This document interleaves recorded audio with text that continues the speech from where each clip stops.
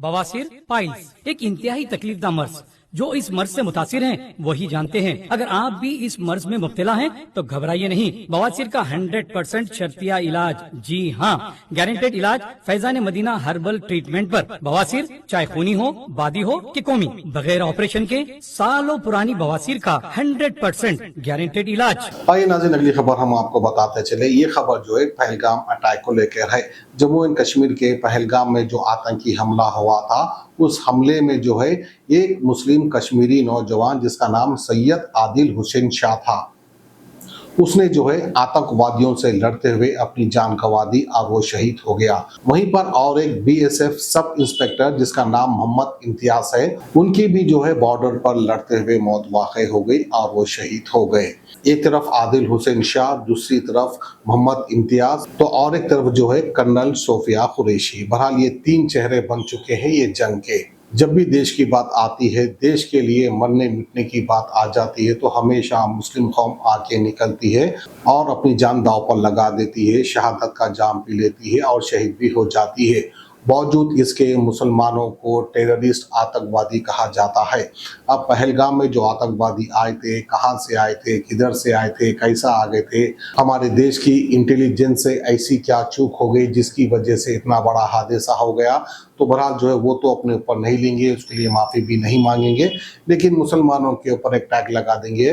जैसा कि आंध्र प्रदेश का डिप्टी चीफ मिनिस्टर पवन कल्याण भी ये कह चुका है कि हर मुसलमान टेररिस्ट होता है।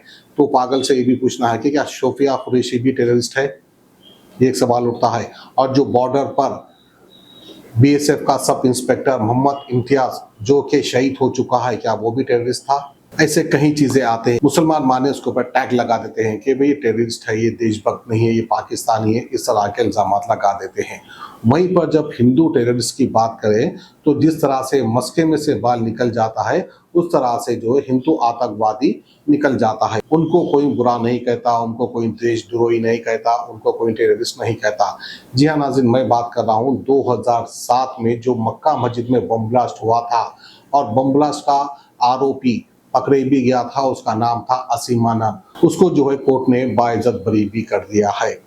अब वो टेररिस्ट भी नहीं कह सकते, अब उसके ऊपर शक भी नहीं कर सकते। और एक जो है मालेगांव में बम ब्लास्ट हुआ था 2008 में, उसकी मेन एक्यूज थी प्रज्ञा सिंह ठाकुर। वो कई साल जेल में रही, फिर जेल में रहने के बाद बाहर निकली, फिर बाहर निकलने के बाद जो है वो भोपाल से एमपी का टिकट लेकर इलेक्शन भी लड़ती है और वो एमपी भी बन जाती है, इलेक्शन भी जीत जाती है। यानी हमारे देश के अंदर ये सोच हो गई है कि कोई हिंदू कुछ गलत भी काम करेगा तो एमपी भी बन सकता है, मिनिस्टर भी बन सकता है। तो बहरहाल असीम अनन हो गया, प्रज्ञा सिंह ठाकुर हो गई, इन लोगों को कोई भी टेररिस्ट नहीं कहेगा। लेकिन मुसलमान अगर शहीद भी हो जाए या मुसलमान जो है बॉर्डर पर खड़कर अपनी जान भी गंवा दे, यानी तो फिर कर्नल सोफिया कुरैशी जो पाकिस्तान को मजाक चकाती है, उनकी बुरी हालत कर देती है, लेकिन उसको भी जो है मुसलमान का टैग लगाते हैं, देशभक्ति का टैग नहीं लगाते हैं। क्या वजह है? वजह ये छिछोरे लीडर्स, ये कमजोर लीडर्स। जी हाँ नाज़रीन, मैं बात कर रहा हूँ विजय शाह की, जिन्होंने इस तरह के छिछोरी बयानबाजी की थी और मुसलमानों की बेइज्जती करने की इसने कोशिश की थी। तो ये थी हमारी आज की थोड़ी सी खुसूसी खबर।